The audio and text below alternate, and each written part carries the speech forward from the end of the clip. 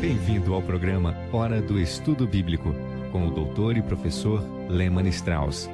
Este estudo é o resultado do tempo pessoal com o Senhor, da experiência de ministério pastoral e das conferências bíblicas do Dr. Lehmann Strauss, que nos instrui e encoraja com o ensino da Palavra de Deus. Agora, com você, Hora do Estudo Bíblico, na apresentação de Aurélio Campos. Bem-vindos ao programa Hora do Estudo Bíblico. Abra sua Bíblia em Gênesis, capítulo 43. Estamos chegando ao final deste maravilhoso livro da Bíblia, o primeiro livro. E neste livro aprendemos muitas lições práticas. Bom, antes de começarmos o estudo de hoje, vamos buscar a Deus em oração. Pai querido, queremos te agradecer pelas provações que o Senhor permite em nossas vidas e que nos levam mais perto de ti. Nós te agradecemos, Pai, pela disciplina, pois sabemos que somos teus filhos e o Senhor nos ama. Sabemos que através delas o Senhor está nos moldando a imagem de nosso Senhor Jesus Cristo. Ajude-nos hoje, Senhor, no estudo da tua palavra. Ensina-nos, ó Deus. Ensina-nos lições práticas e essenciais para a nossa vida e que possamos aprender e crescer espiritualmente. Oramos em nome de Jesus. Amém. Gênesis capítulo 43. Vamos ler os versículos de 1 a 3. E a fome era gravíssima na terra.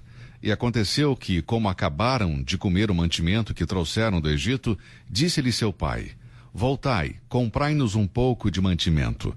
Mas Judá respondeu-lhe dizendo: Fortemente nos protestou aquele homem, dizendo: Não vereis a minha face, se o vosso irmão não vier convosco. Versículo 6. E disse Israel, que era Jacó. Lembre-se que Deus mudou seu nome de Jacó para Israel. E disse Israel: Por que me fizeste tal mal, fazendo saber àquele homem que tinhas ainda outro irmão? E eles disseram: Aquele homem particularmente nos perguntou por nós e pela nossa parentela, dizendo: Vive ainda vosso pai? Tendes mais um irmão? E respondemos-lhes conforme as mesmas palavras. Podíamos nós saber que diria: Trazei vosso irmão? Então disse Judá a Israel, seu pai: Envia o jovem comigo, e levantar-nos-emos, e iremos para que vivamos e não morramos, nem nós, nem tu, nem os nossos filhos. Eu serei fiador por ele, da minha mão o requererás. Se eu não o trouxer e não o puser perante a tua face, serei réu de crime para contigo para sempre.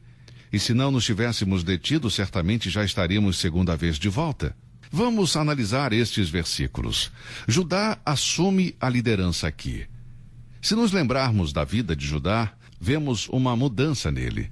Não sei se podemos ver mudanças em todos os filhos de Jacó, como vemos em Judá, mas aqui ele está falando.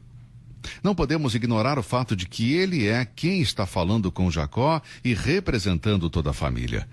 Ele não apenas toma a iniciativa de discutir este assunto com seu pai, mas também toma a iniciativa de resolver o problema. Agora, eu não vejo muita evidência de uma grande mudança moral e espiritual nos outros irmãos, mas eu acho que há uma mudança visível aqui no caso de Judá. No capítulo 29, versículo 35 de Gênesis, quando Judá nasceu, sua mãe lhe deu esse nome porque significa louvor. Sua mãe era Lia e Judá era o seu quarto filho. Em sua juventude, não vemos evidência de que levava uma vida de acordo com o seu nome. Ao contrário, o que ele fez com José, vendendo-o aos midianitas, nos mostra que ele não era nada espiritual. A decisão de tomar uma mulher dos cananeus certamente nos dá a prova de que ele não era um homem espiritual. A sequência dos tristes acontecimentos em relação aos cananeus mostrou que sua vida era completamente diferente do que deveria ter sido, sendo filho de um pai piedoso com o nome Judá, que significa louvor. Mas aqui no capítulo 43 é evidente que houve uma mudança em sua vida. Ele toma a liderança em uma situação de emergência, com grande força de caráter. As suas palavras em favor de Benjamim mostram que ele está honrando o significado do seu nome. Há algo muito interessante, impressionante sobre Judá neste capítulo em especial. Não há nada como a disciplina na vida para aprofundar o caráter e trazer à tona algumas grandes possibilidades que estão dentro de um verdadeiro crente. Às vezes a pressão da pobreza ou o sofrimento por causa de uma doença, todas essas coisas surgem eventualmente se a pessoa é genuinamente salva, se ela é um verdadeiro filho de Deus.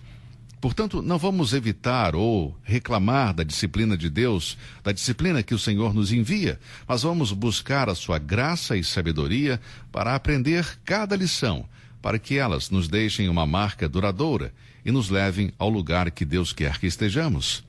Eu vejo isso em Judá. Ele mudou aqui. E nesta conversa que ele tem com seu pai, vemos um homem que leva uma verdadeira vida cristã, um verdadeiro filho de Deus. Ele está agora no lugar que Deus queria que ele estivesse. Ao ler esses versículos do capítulo 43, você deve ter observado o uso da palavra homem. Vamos analisar. Versículo 3, um homem que protestou. Versículo 5, aquele homem nos disse. Versículo 6, fazendo saber àquele homem. Versículo 7, aquele homem particularmente nos perguntou por nós. Versículo 11, levai ao homem um presente. Versículo 13, voltai àquele homem. Versículo 14, diante do homem. Homem aqui é José. E a razão da repetição desta palavra é porque nem os irmãos de José, nem seu pai, sabiam quem era este homem naquele momento. Conheciam apenas como o homem. Ele era governador do Egito, mas eles não o tinham reconhecido. E a razão é óbvia. Muitos anos se passaram desde que José tinha sido vendido. Ele agora fala a língua dos egípcios, se veste como um egípcio e provavelmente tinha uma barba como qualquer outro egípcio. Nenhum de seus irmãos o reconheceu. E a única maneira que podiam se referir a ele era aquele homem. Há uma distância, há uma separação entre José e seus irmãos. José sabe quem eles eram, mas eles não sabem quem ele é.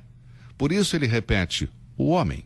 Bem, Judá disse a seu pai, vamos voltar e comprar mais alimento. Por que mais alimento? Bem, porque eles comeram tudo o que tinham trazido de sua primeira viagem. Eles não têm mais comida, há uma necessidade básica na vida deles. Lembre-se que muitas vezes as provações do homem são as oportunidades de Deus. Quando chegamos ao fim de nossas forças, quando não temos mais nada, nós buscamos ajuda. Isso é o que eles estão fazendo agora. Eles não têm mais alimentos. No entanto, é importante entender que quando chegamos a este extremo, sabemos onde ir em tempo de ajuda. A prova do homem é a oportunidade de Deus. Mas Deus não vai nos pressionar para buscarmos sua ajuda. Não somos robôs. Deus não vai apertar um botão e nos obrigar a fazer o que é certo. Devemos aprender a buscar a Deus em tempos de extrema necessidade. Bem, eles sabiam onde buscar o alimento. No Egito. José, como governador do Egito, tinha guardado alimento para este tempo de fome. Portanto, disseram, vamos buscar mais alimentos. Judá disse que o homem lhes havia dito para não voltar sem seu irmão. Jacó imediatamente se rebelou contra isso e no versículo 6 diz, por que me fizeste tal mal fazendo saber àquele homem que tinhas ainda outro irmão? Aqui Jacó está cheio de autopiedade. Eu estou aprendendo, querido, que esta não é a forma como devemos reagir na aflição ou na provação. Devemos ter cuidado para não cair nessa atitude de autopiedade, como se todos e todo mundo estivesse contra nós. Em um salmo de Asaf, temos a descrição de uma alma em conflito que está passando por uma grande provação. Vamos ler alguns versículos do Salmo 77. Alguns comentaristas atribuem este salmo a Davi, mas tenho certeza que ele não escreveu esse salmo. Este é um salmo de Asaf. Clamei a Deus com minha voz. A Deus levantei a minha voz, e ele inclinou para mim os ouvidos. No dia da minha angústia busquei ao Senhor. A minha mão se estendeu de noite e não cessava. A minha alma recusava ser consolada. Lembrava-me de Deus e me perturbei. Queixava-me e o meu espírito desfalecia. Selá. Sustentaste os meus olhos acordados. Estou tão perturbado que não posso falar. Considerava os dias da antiguidade, os anos dos tempos antigos. De noite chamei à lembrança o meu cântico, meditei em meu coração e o meu espírito esquadrinhou. Rejeitará o Senhor para sempre e não tornará a ser favorável? Cessou para sempre a sua benignidade? Acabou-se já a promessa de geração em geração? Esqueceu-se Deus de ter misericórdia? Ou encerrou ele as suas misericórdias na sua ira? Amados, Não devemos ter esta atitude. Deus se esqueceu de nós, nos deixou de amar, deixou de ter compaixão por nós. Esta foi a atitude de Jacó em Gênesis 43. Algumas vezes penso assim: por que Deus me trata desta maneira? A tentação de achar que Deus se esqueceu de nós no meio das tribulações é uma atitude perigosa para um filho de Deus. Devemos ter cuidado para que as provas da vida não nos afastem de Deus, mas nos aproximem dele. Isso é muito, muito importante. Eu estou falando com alguns de vocês que estão passando por tempos difíceis neste momento. Lembre-se do que o profeta Isaías disse: quando passares pelas águas, estarei contigo, e quando pelos rios, eles não te submergirão. Quando passares pelo fogo, não te queimarás, nem a chama arderá em ti. Vamos passar através da água e do fogo, e não sucumbir à tentação de pensar que Deus não se importa mais conosco. Querido filho de Deus, o Pai Celestial sabe o que você está passando. As águas não te afogarão, o fogo não te queimará. Você não vai ficar ali para sempre, você vai passar por isso. No Salmo 23, Davi disse: ainda que eu ande pelo vale da sombra da morte. Você não vai ficar lá para sempre. Estamos atravessando e Deus se importa, Ele está atento. A atitude de Jacó estava errada, ele não deveria ter falado desta maneira. Bem, no capítulo 43, versículo 6, vemos que Judá mudou seu coração. Ele agora será uma bênção em tempo de necessidade. O seu pai disse: por que vocês disseram que tinham outro irmão? E Judá disse: bem, ele me perguntou como eu iria saber o que ele iria fazer quando dissesse que nós tínhamos um outro irmão. Ele nos perguntou como está o seu pai. Você tem um outro irmão em casa? E eu disse que sim. Então Judá disse a seu pai: envie o jovem comigo. Levantar-nos-emos e iremos para que vivamos e não morramos, nem nós, nem tu, nem os nossos filhos. Aqui ele está pensando na necessidade material. E essa era uma necessidade real. Eles não tinham comida, e o Egito tinha. Então Jacó disse: eu o deixo ir com você. Sublinhe esta parte na sua Bíblia, no versículo 9. Eu serei fiador por ele. Judá disse a seu pai: eu me responsabilizo pela segurança de Benjamim. Se eu não o trouxer e não o puser perante a tua face, serei réu de crime para contigo para sempre. A frase eu serei fiador por ele significa aquele que se compromete a pagar a dívida de outra pessoa. Hoje, quando uma pessoa é presa, o juiz determina que poderá ficar livre perante o pagamento de uma fiança. Essa é a ideia de fiador, uma pessoa que pagará para outra ser libertada. E Judá disse ao seu pai Jacó: eu serei fiador por ele. É semelhante ao que está escrito no capítulo 7 do livro de Hebreus, onde o escritor desta grande epístola faz uma clara distinção entre a lei e a graça, usando a figura de um sacerdote do Antigo Testamento e comparando com o sacerdócio de nosso Senhor Jesus Cristo. Esta passagem mostra a mudança no exercício do sacerdócio, de Arão até o Senhor Jesus. Vamos ler alguns versículos. Eu estava lendo aqui um parágrafo do livro Explorando Hebreus, escrito pelo meu amigo John Phillips, onde ele apresenta algumas coisas interessantes sobre o capítulo 7 de Hebreus e o significado desta palavra. É importante porque é a única vez que encontramos essa palavra no Novo Testamento, usada desta forma em particular. Em Hebreus, capítulo 7, o escritor compara a maravilha do sacerdócio de Cristo com a fraqueza do sacerdócio arônico do Antigo Testamento.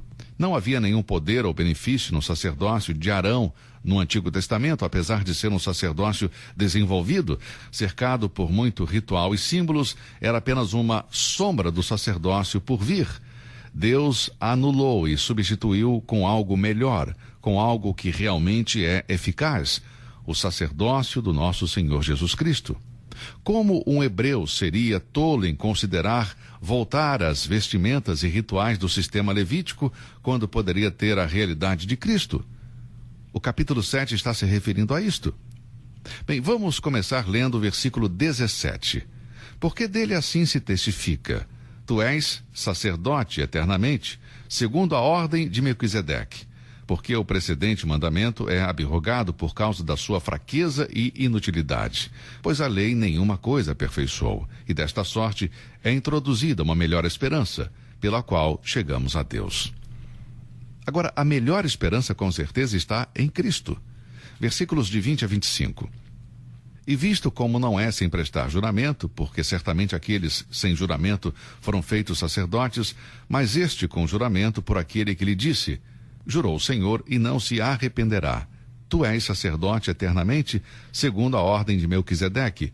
De tanto melhor aliança, Jesus foi feito fiador. E, na verdade, aqueles foram feitos sacerdotes em grande número, porque pela morte foram impedidos de permanecer. Mas este, porque permanece eternamente, tem um sacerdócio perpétuo. Portanto, pode também salvar perfeitamente os que por ele se chegam a Deus, vivendo sempre para interceder por eles. Vemos que a ordenação de Cristo para o sacerdócio era muito diferente dos filhos de Arão. Nenhum sacerdote do Antigo Testamento era introduzido ao sacerdócio com um juramento. Era uma função puramente hereditária. Eles não tinham a ordem de Deus para continuar o seu sacerdócio para sempre. E lembre-se, querido amigo, quando o escritor aos Hebreus escreveu esta epístola, o templo ainda estava em Jerusalém, e os sacerdotes ainda estavam praticando estes rituais obsoletos e sem sentido. Poucos anos depois, os romanos destruíram o templo e deportaram as pessoas juntamente com os sacerdotes. Por muitos séculos, as funções levíticas tinham cessado literalmente. Essa foi a maneira que Deus tentou chamar a atenção dos hebreus sobre o seu sacerdócio e ritual.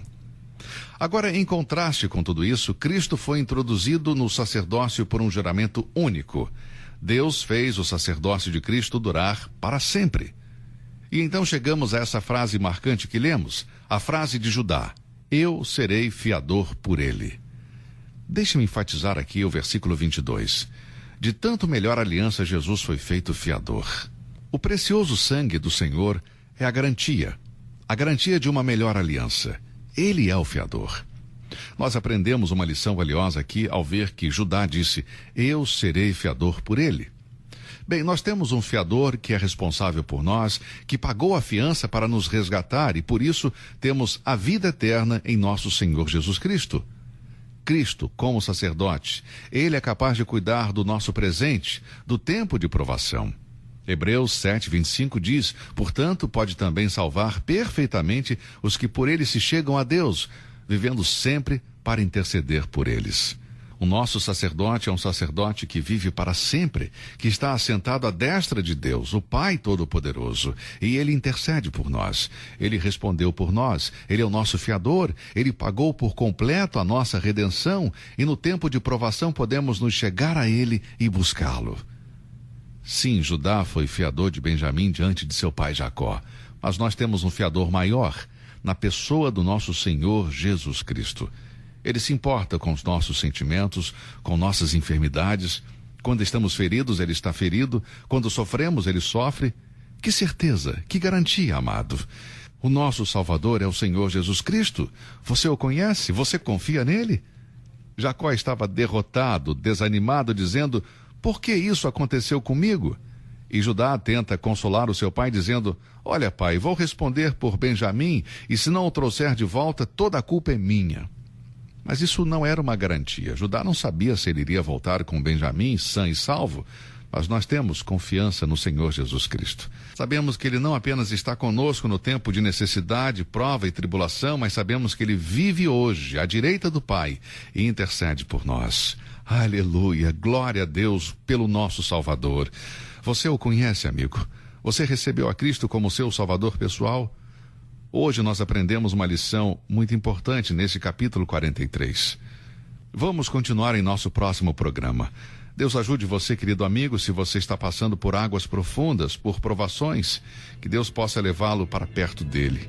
Ele é a nossa garantia. Ele pagou a nossa redenção.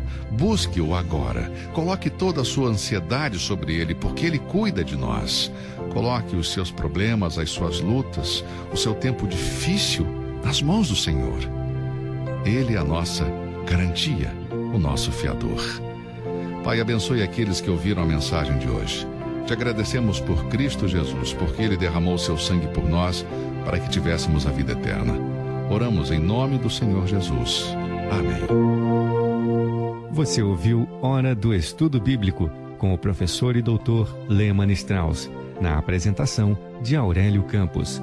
Se você deseja ouvir novamente esta mensagem, visite a nossa página na internet www.bbnradio.org. Fica o convite para você nos acompanhar amanhã, neste mesmo horário, aqui na BBN. Hora do Estudo Bíblico é uma produção da BBN.